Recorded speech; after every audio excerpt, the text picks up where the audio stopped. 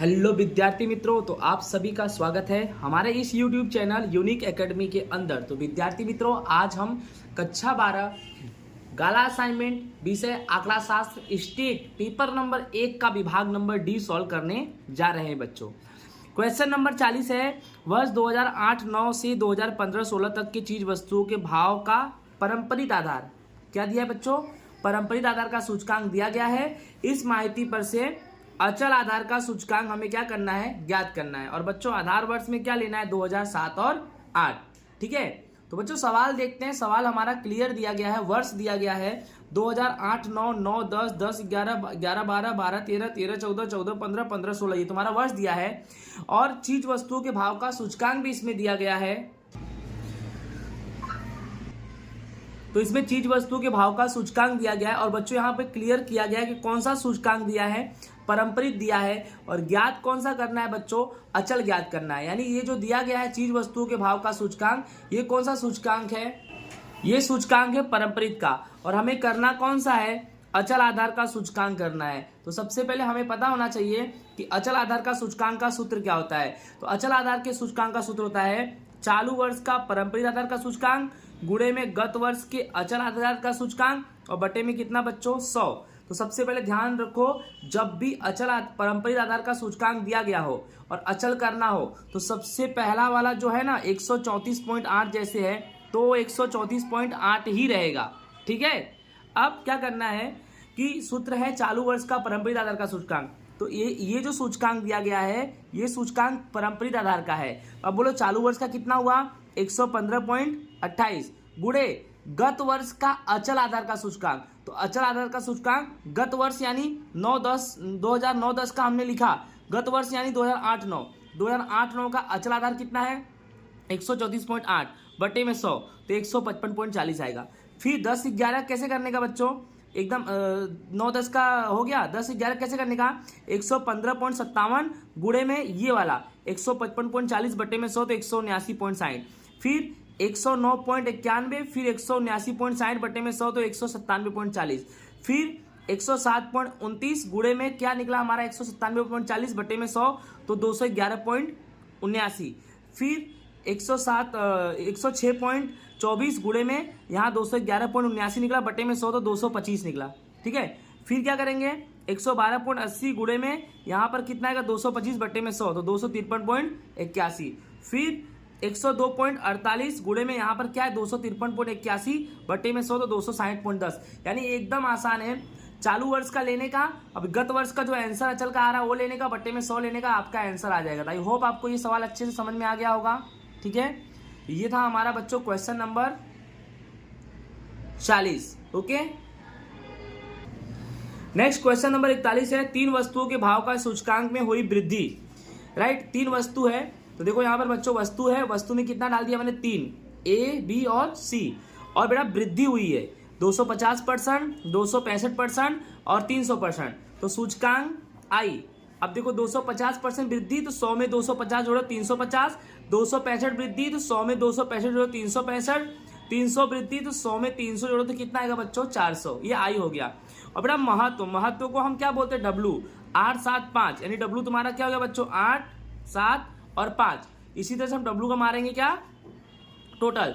आपको करना क्या है, सामान्य भाव का सूचकांक ज्ञात करना है। तो सामान्य भाव का सूचकांक का सूत्र क्या होगा, सिग्मा IW बटे में सिग्मा W। तो अपने W का टोटल हमारा 20 आया। IW कैसे निकालेंगे, 350 गुणे 8 2800, 365 गुणे 7 2555, 400 गुणे 5 2000, टोटल मारेंगे तो 7355 आएगा। अब IW तुम्हारा आया 7355 और W का टोटल कितना आया 20। 7355 में 20 का भाग देंगे तो 367.75। अब बच्चों अर्धघटन करेंगे। अर्धघटन कैसे करते याद रखना, अगर उत्तर 100 से बड़ा हो तो उसमें 100 घटा दो, और अगर उत्तर 100 से छोटा हो तो 100 में से उसको घटा दो। अभी आपका आंसर 367.75 है जो 100 से बड़ा है, तो 367.75 में से 100 घटा देंगे तो 267.75 तुम्हारा आएगा आंसर। इसी तरह से बच्चों हमारा क्वेश्चन नंबर जो 41 है वो भी होता है पूरा। आई होप आपको अच्छे से ये भी सवाल समझ में आया होगा। नेक्स्ट क्वेश्चन 42 पर हम चलते हैं। नेक्स्ट हमारा क्वेश्चन नंबर 42 है बच्चों, क्रमांक सहसंबंधांक ज्ञात करना है। क्या ज्ञात करना है, क्रमांक सहसंबंधांक। और इसमें देखो सबसे पहले x दिया है और y दिया है। x में 60, 30, 10, 20, 30, 50, 30, 40। तो आपको अच्छे से देख रहा है बच्चों, यहाँ पर देखो 30, 30, 30 3 बार पुनरावर्तित हुआ। दूसरे में देखो 80, 20, 60, 40, 12, 28, 20 और 15। बेटा दूसरे में भी देखो क्या रिपीट हो रहा है, तो इसमें देखो क्या है कि जो 20 है ना बच्चों, देखो 20 और ये 20 कितनी बार है, 2 बार है। तो जब पुनरावर्तित अवलोकन हो तो सूत्र कौन सा लगता है, पहले जान जाओ। जब x और y चल में संख्या रिपीट हो तो सूत्र ये लगता है, r बराबर 1 माइनस 6 कोष्टक में sigma d square plus c f बटे में n कोष्टक में n स्क्वायर माइनस 1, यही सूत्र लगता है। चलो सबसे पहले हम क्या करेंगे बच्चों, ध्यान देना, x से हम rx मानेंगे, क्या मानेंगे, rx। कैसे निकालेंगे rx, सबसे बड़ी संख्या, तो सबसे बड़ी संख्या 60 है उसे 1 मान लेंगे, ठीक है। फिर उसके बाद सबसे बड़ी 50 है उसको 2 मान लेंगे, फिर 40 को क्या मान लेंगे, 3 मान लेंगे, ठीक है। अब 40 के बाद कौन सी संख्या है, 30, तो 30 कितनी बार है, 1, 2, 3 बार है, और आपने 1, 2, 3 संख्या मान लिया। अब 3 संख्या आपने मान लिया तो किसका नंबर आएगा, 4, 5, 6, और बटे में कुल 30 कितनी बार है, 3 बार, तो 5, 4, 9, 9 और 6 15, 15 बटे में 3 यानी तुम्हारा 5 आएगा, कितना आएगा, 5। यानी 30 के सामने आप 5 मान लो, देखो ध्यान से, 30 के सामने देखो 5, फिर 30 के सामने 5 और 30 के सामने 5, यानी आपकी कुल कितनी संख्या हो गई, 6 संख्या हो गई, कितनी हो गई, 6। अब 7 नंबर पे आ जाओ, तो 7 नंबर तुम्हारा कौन सा है, तो 20 तुम्हारा 7 नंबर हो गया, देखो ये सब हो गया, 5 भी हो गया। अब 20 तुम्हारा क्या हो गया, 7 नंबर, और 10 तुम्हारा हो गया 8 नंबर, rx निकल गया। अब ry निकालेंगे, ry में सबसे बड़ा 80 को 1 मान लेंगे, ठीक है, 60 को 2 मान लेंगे, 40 को 3 मान लेंगे, ठीक है, और 28 को 4 मान लेंगे। अब 20 कितनी बार है, 2 बार, तो 4 संख्या तो मान लिए। अब 20 को 1 को 5 मानेंगे, 1 को 6 मानेंगे, और 2 संख्या तो 2 से भाग, 5 और 6 11 बटे 2 यानी 5.5, यानी 20 के सामने 5.5 लिख देंगे, ठीक है। देखो 20 के सामने 5.5 और इधर भी 20 के सामने 5.5, यानी सिंपल सी बात, x पे से rx निकालेंगे और y पे से क्या निकालेंगे, ry। तो ठीक है, आपने कितनी संख्या मान ली बच्चों, टोटल 6 संख्या मान ली। अब 7वां संख्या कौन सा होगा हमारा, ये 15 को 7 मान लेंगे और 12 को 8 मान लेंगे, हो गया। अब निकालेंगे डी का सूत्र होगा rx माइनस ry, एक में से एक गया 0, इसमें से 1 घटाएंगे, इसमें से 1 घटाएंगे, इसमें से 1 घटाएंगे, यानी 5 में से 5.5 माइनस 0.5, 8 में से 2 गया 6, 7 में से 3 गया 4, 5 में से 8 गया माइनस 3, 2 में से 4 गया माइनस 2, 5 में से 5.5 गया माइनस 0.5, 3 में से 7 गया माइनस 4, टोटल कितना आएगा हमारा 0। फिर डी स्क्वायर मतलब 0 का स्क्वायर 0 माइनस 0.5 का 0.25 आएगा, प्लस में 6 का 36, 4 का 16, माइनस 3 का 9, 2 माइनस 2 का 4, माइनस 0.5 का 0.25 और माइनस 4 का 16, और टोटल मारेंगे तो 81.5 आएगा। अब कुछ करना नहीं, कीमत रखना है बस, ध्यान देना कैसे। पहले तो हम CF निकालेंगे। CF कैसे निकालेंगे, ध्यान दो। 30 कितनी बार है बच्चों, 3 बार है, 30 हमारा 3 बार है। सबसे पहले सूत्र क्या होगा, m की घात 3 माइनस m बटे में 12, और 30 हमारा 3 बार है तो क्या करेंगे, 3 की घात 3 माइनस 3 बटे में 12, तो 3 की घात 3 3 3 होते हैं 27 माइनस 3 बटे में 12, 27 में 3 गया 24, 24 बटे 12, यानी हमारा आंसर कितना आएगा, 2, राइट ना।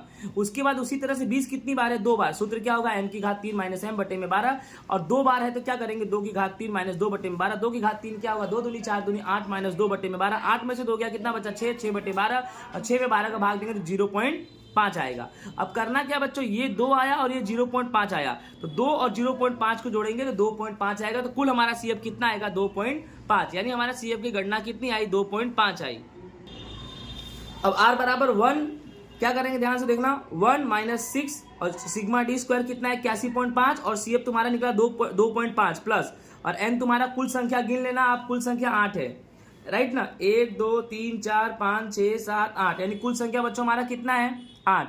तो क्या करेंगे 8, और बेटा n का स्क्वायर नहीं 8 का स्क्वायर, 8 का स्क्वायर 64 माइनस 1, फिर 1 माइनस 6, 81.5 में 2.5 जोड़ेंगे तो 84 आएगा, फिर 8 और 64 में से 1 गया तो 63, फिर 1 84 गुणे 6 करेंगे 504, और 63 गुणे 8 करेंगे तो भी 504 आएगा। तो बच्चों 1 माइनस 504 भागे 504 1 आएगा, 1 में से 1 गया 0, यानी बच्चों आपका क्रमांक सहसंबंधांक R बराबर कितना आया, 0। तो बच्चों आई होप आपको क्वेश्चन नंबर 42 भी अच्छे से समझ में आ गया होगा। नेक्स्ट क्वेश्चन नंबर 43 पर हम चलते हैं।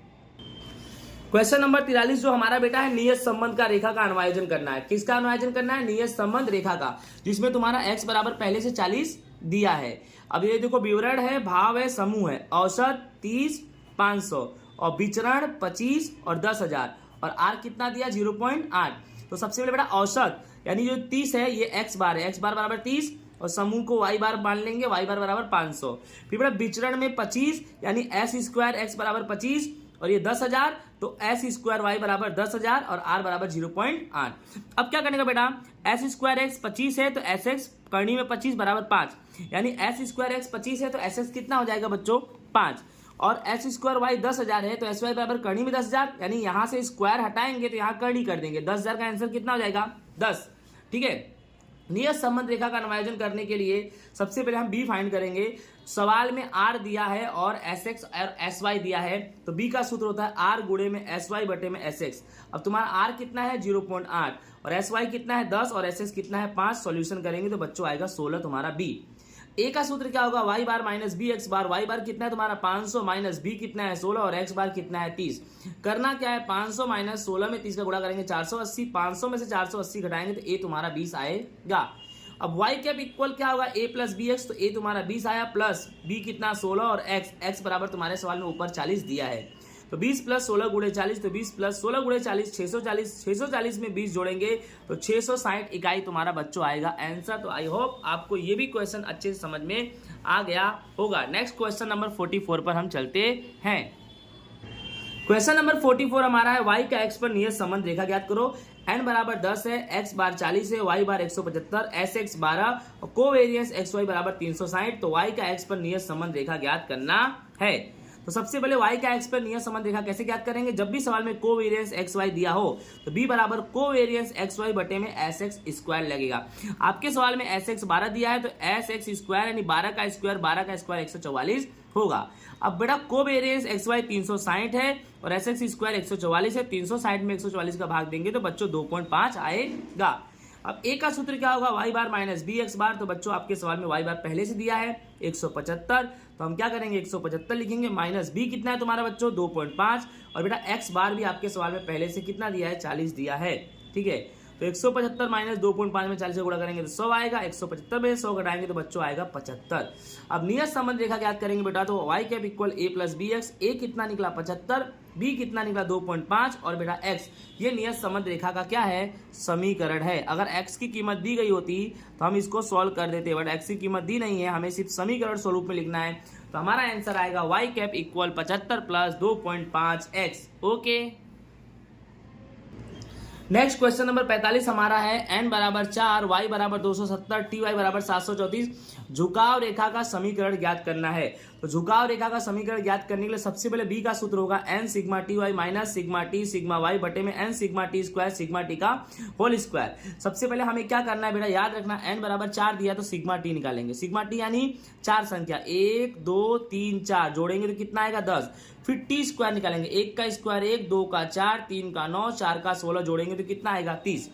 ठीक उसी प्रकार टी बार निकालेंगे। टी बार का सूत्र सिग्मा टी बटे में n, सिग्मा टी कितना है 10 और n तुम्हारा कितना है 4, 10 भागे 4 करेंगे तो 2.5। फिर y बार निकालेंगे सिग्मा y बटे में n और सिग्मा y तुम्हारा 270 दिया तो 270 और n तुम्हारा कितना दिया है 4, 270 में 4 का भाग देंगे तो आएगा 67.5। अब आगे करते हैं b, n कितना लिखेंगे 4 और टी वाई बच्चों टी वाई पहले से तुम्हारे सवाल में दिया है, टी वाई दिया है 734 तो टी वाई लिखेंगे 734, 4 गुणे 734 और टी कितना है 10 और y कितना है 270। आप चेक कर सकते हो सिग्मा टी 10 है और सिग्मा y 270 है। ठीक है, फिर नीचे n यानी 4 और टी स्क्वायर। तो बच्चों टी स्क्वायर आप चेक कर सकते हो, टी स्क्वायर तुम्हारा कितना है 30 है माइनस टी का होल वर्ग यानी सिग्मा टी 10 है तो 10 का होल वर्ग। 734 गुणे 4 करेंगे 2936 माइनस 10 गुणे 270 यानी 2700 बटे में 30 गुणे 4 करेंगे 120 माइनस 10 का स्क्वायर कितना होगा 100। 2936 में 2700 घटाएंगे तो 236 और 120 में 100 घटाएंगे तो 20 आएगा। 236 में 20 का भाग देंगे तो 11.8 आएगा। फिर ए इक्वल क्या आएगा Y bar minus B T bar. Y bar तुम्हारा कितना है तो आप चेक कर सकते हो, वाई बार तुम्हारा है बच्चों 67.5। तो करना क्या है हमें 67.5 लिखना है माइनस बी तुम्हारा 11.8 है और टी बार तुम्हारा बच्चों आप चेक कर सकते हो टी बार तुम्हारा 2.5 है तो हम 2.5 लिखेंगे। अब 67.5 माइनस 11.8 गुणे 2.5 तो 29.5, 67.5 में से 29.5 घटाएंगे तो हमारा 38 आएगा। इसी तरह से y cap equal a plus b t. तो a तुम्हारा कितना है 38 प्लस b तुम्हारा कितना है 11.8 और बेटा टी, ये तुम्हारा हो गया झुकाव रेखा का समीकरण। तो आई होप आपको ये भी सवाल अच्छे से समझ में आ गया होगा। नेक्स्ट हम चलते हैं क्वेश्चन नंबर 46 पर। क्वेश्चन नंबर 46 हमारा है, कोई भी वर्ष में अगस्त में 5 मंगलवार होने की संभावना ज्ञात करो। तो बच्चों सबसे पहले एकदम आसान सवाल है, अगस्त महीना में कुल दिन कितने होते हैं? 31। और सामान्य देखा जाए तो 7 दिन एक सप्ताह में होते हैं, और सप्ताह कितने होते हैं? 4, यानी 7 चौक 28 नॉर्मल डेज होते हैं। 31 में से 28 घटाएंगे तो 3 बचेगा, यानी अतिरिक्त दिन 3 है, वो 3 दिन में 5 मंगलवार होने की संभावना हो सकती है। ठीक है, तो शेष अतिरिक्त 3 दिनों में 1 मंगलवार हो तो कैसे करेंगे? स्टार्टिंग सप्ताह का कहां से होगा? सोमवार से। देखना सोम, तो सोमवार, मंगलवार, बुधवार, सोम हो गया। फिर सोम के बाद क्या है? मंगल, बुध, गुरु, मंगल हो गया, फिर बुध आएगा, बुध, गुरु, शुक्र, बुध हो गया, अब गुरु आएगा, गुरु, शुक्र, शनि, अब गुरु हो गया, अब शुक्र आएगा, शुक्र, शनि, रवि, शुक्र हो गया, अब शनि आएगा, शनि, रवि, सोम, शनि हो गया, लास्ट में कौन आएगा? रवि, सोम, मंगल। अब कहाँ कहाँ मंगल देख लो, एक यहाँ मंगल है, एक यहाँ मंगल है, और एक यहाँ मंगल है ना? ठीक है, एन बराबर कितना आ गया तुम्हारा? 3। तो पी ऑफ ए बराबर क्या आएगा? m बटे एन, यानी m 3, और सप्ताह में कुल कितने दिन होते हैं? 7, यानी तुम्हारा आंसर आएगा पी ऑफ ए बराबर m बटे एन, 3/7। नेक्स्ट हमारा क्वेश्चन नंबर 47 है, एकदम आसान सवाल है, आप काला में चेक कर लेना कि आलू का भाव बढ़े उसकी संभावना, तो पी ऑफ ए बराबर 0.8, प्याज का भाव बढ़े उसकी संभावना, तो पी ऑफ बी बराबर 0.7, आलू और का मतलब है इंटरसेक्शन, तो p of a intersection b, आलू और प्याज दोनों का भाव बढ़े उसकी संभावना 0.6, तो p of a intersection b बराबर 0.6। अब आलू और प्याज दोनों में से कम, याद रखना, कम से कम जब भी बोले तो योग घटना, कम से कम बोले तो योग घटना मतलब 2 घटना है, ए और बी के लिए योग का नियम P of a union b, योग का नियम क्या होगा? ध्यान दो, तो P of a union b क्या बोला है? आलू और प्याज दोनों में से कम एक का भाव बढ़े उसका संभावना ज्ञात करना है, P of a union b का मान ज्ञात करना है। P of a union b बराबर P of a plus P of b minus P of a intersection b, P of a 0.8, P of b 0.7 और minus P of a intersection b 0.6 है।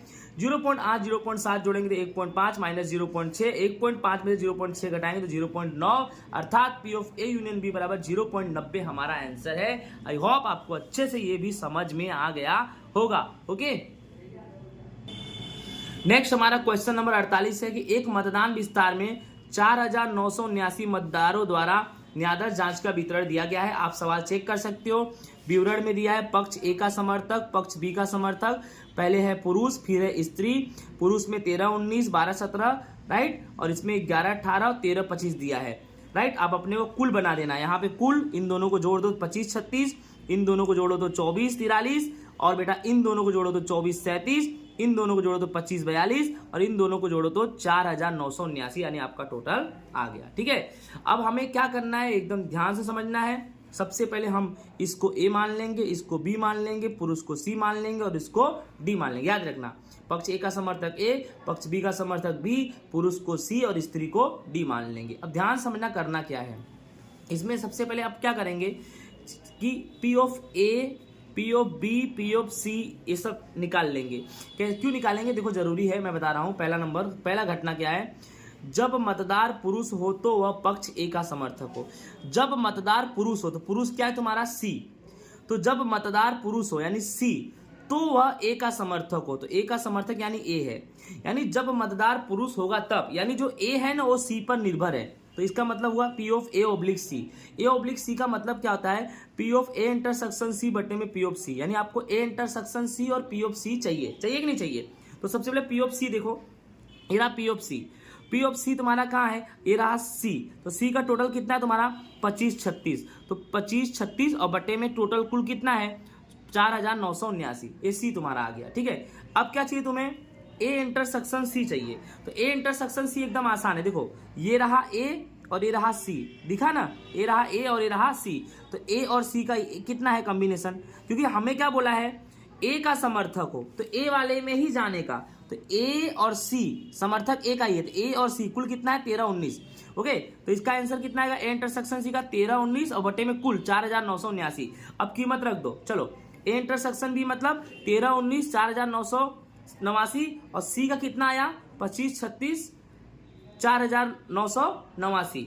अब करना क्या है, 13 19 बटे में 4989 गुड़े अब ये जो है ना भाग में, इसको गुणे में करूंगा तो 4989 ऊपर और 2536 नीचे, और ये दोनों क्या हो गया, कट गया, तो 1319 बटे में 2536 तुम्हारा क्या हो गया बच्चों, आंसर हो गया। ठीक उसी प्रकार जब मतदार पक्ष ए का समर्थक हो वह पुरुष हो। अब उल्टा, जब मतदार ए का समर्थक हो, ठीक है, ए का समर्थक यानी ये, और फिर वह क्या हो, पुरुष होने की संभावना, तो पुरुष में क्या माने सी। अब लेकिन उल्टा हो गया है, अब क्या है कि सी के ऊपर ए निर्भर नहीं है, सॉरी मतलब ए के ऊपर सी निर्भर नहीं है, सी ए के ऊपर निर्भर है, ठीक है। तो अब इसका क्या हो जाएगा, p of c oblique a हो जाएगा। तो p of c oblique a का भी मतलब यही होता है, ए इंटरसेक्शन सी बटे में नीचे, यानी बाद वाला जो होता है ना वही नीचे आता है। जैसे कि ए ऑब्लिक सी का मतलब भी ए इंटरसेक्शन सी होता है, और सी ऑब्लिक ए का भी मतलब ए इंटरसेक्शन सी होता है, लेकिन नीचे कौन सा आएगा, बाद वाला, पी ऑफ ए। जैसे इसमें बाद में कौन था, सी, तो पी ऑफ सी आया, इसमें बाद में कौन है, ए, तो पी ऑफ ए आया। तो p of a intersection c आपको पता है 1319 बटे में 4989। अब ए निकाल लेंगे, तो ए भी निकाल लो भाई।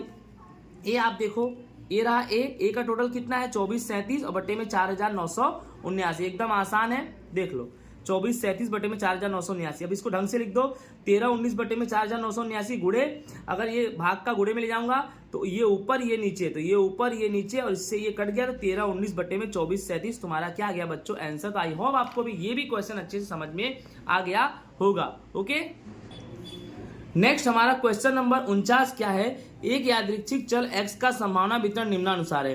पी ऑफ x बराबर सी कोष्टक में x स्क्वायर प्लस x, जहां पर x बराबर -2 1 2 हो तो c की कीमत ज्ञात करो और बताओ पी ऑफ 2 बराबर 3 पी ऑफ -2 है, ये बताना है। तो सबसे पहले आप कोष्टक बना दो, x बराबर x, यानी आपका x कितना है -2 1 और 2, और पी ऑफ x बराबर c कोष्टक में x स्क्वायर प्लस x, करना कुछ नहीं है, c एक्स स्क्वायर की जगह पे -2 का स्क्वायर प्लस x यानी -2, तो -2 का स्क्वायर क्या होगा 4, और प्लस माइनस 4 में से 2 गया 2, और c, तो इसका आंसर आएगा 2c। अब ये देखो एक रख दो, तो 1 का स्क्वायर 1 प्लस 1 1 1 2, 2 का गुणा c में करो तो 2c आएगा, याद रखना। यानी कह रहे x का स्क्वायर यानी 1 का स्क्वायर प्लस x यानी 1, ठीक है। फिर 2 में तो c, अब x का स्क्वायर यानी 2 का स्क्वायर प्लस x यानी 2, 2 का स्क्वायर 4 प्लस 2 यानी 6c, और सबको जोड़ेंगे तो कितना आएगा 10c। तो सिग्मा पी ऑफ x बराबर कितना होता है 1, यानी P of -2 P of 1 P of 2 सबको बराबर में 1, पहले का 2c, इसका भी 2c, इसका 6c बराबर 10c, तो 10c बराबर 1, तो c बराबर क्या आएगा 10 नीचे, यानी 1/10, यानी c तुम्हारा 1/10 आया। अब क्या बोला है कि पी ऑफ 2 बराबर 3 पी ऑफ -2, तो पी ऑफ 2 कितना है 6c, आप चेक कर सकते हो, पी ऑफ 2 कितना है 6c, ठीक है। फिर बेटा 3 पी ऑफ -2, तो 3 गुणे यानी 3 गुणे पी ऑफ -2 कितना है चेक कर लो, तो -2 का आंसर 2c है, तो वहां पर 2c लिख देंगे, लिख दिया 2c। अब 6c और 2 3 दूनी 6c, तो 6c बराबर 6c आया। फिर c की कीमत कितनी तुम्हारी 1/10, तो 6 गुणे 1/10 बराबर 6 गुणे 1/10, तो 6 कम 6 कम 6 6/10, 6 कम 6 6/10, 2 से काट दो, 2 3 6 2 5 10, 2 3 6 2 5 10, यानी 3/5 बराबर 3/5 सिद्ध हुआ। ओके, चलो इसी के साथ हम नेक्स्ट क्वेश्चन नंबर 50 पे जाते हैं। क्वेश्चन नंबर 50 हमारा है द्विपद वितरण के गुणधर्म बताओ। तो द्विपद वितरण गुणधर्म, सबसे पहले यह असतत वितरण है, इसके प्राचल कौन है भाई n और p, इसका मध्यक कौन है np, इसका विचरण कौन है npq, और इसमें मध्यक विचरण की कीमत से क्या होता है अधिक होता है, इसलिए np ग्रेटर देन npq, और जब n के मूल्य के लिए p लेस देन 1/2 यानी p की कीमत 1/2 से कम तो विषमता धन, और p की कीमत 1/2 से ज्यादा तो विषमता ऋण, और जब p की कीमत बराबर 1/2 के हो तो विषमता सम्मित होगी, और जब भी सम्मित होगी तो p बराबर भी 1/2 होगा और q बराबर भी 1/2 होगा। ओके बच्चों, समझ में आ गया। तो इसी के साथ हम लास्ट नंबर क्वेश्चन नंबर 51 की बात करते हैं। 51 में fx बराबर 3x square plus 4x plus 5 दिया है, तो x की कौन सी कीमत के लिए fx बराबर f डबल डैश x होगा। तो सबसे पहले हम क्या करेंगे, f डैश x करेंगे, तो इसका करो 2 तिहाई कितना हो जाएगा 6, ध्यान समझना, f डैश x का मतलब है 2 गुणे 3 यानी 6, और फिर लिखेंगे x और 2 में से 1 घटा देंगे तो बचेगा 6x प्लस, इसको देखो कैसे सोल्व करना मैं बता रहा हूं आपको। सबसे पहले देखो f dash x 3x square को कैसे सोल्व किया, देखो ध्यान से, 3x स्क्वायर, तो 2 का गुणा 3 में करें 2 तिहाई 6 आएगा, फिर यहाँ बचेगा x और 2 है तो उसमें से 1 घटा दो, 2 में से 1 गया 1, यानी इसका मतलब सिर्फ 6x, इसीलिए बच्चों हमने यहाँ पे 6x लिखा। अब 4x क्या कैसे सोल्व करेंगे, 4x यानी इसकी घात पूछ रही थी कितना लो 1, 1 का गुणा 4 में करो 4। अब x मत लिखना क्योंकि 1 में से 1 घट गया 0 नहीं, सिर्फ 4 बचा, तो 6x + 4 बचा। ठीक है, ये तुम्हारा f डैश x हो गया। अब f डबल डैश x कैसे निकलेगा, सिंपल सी बात है, 6x है ना, तो 6x कैसे सोल्व करोगे, इसकी घात 1, 1 गुणे 6 6, और 1 का 0 हो जाएगा यानी सिर्फ 6 बचेगा। ठीक है, तो f डबल डैश s बराबर कितना आ गया 6।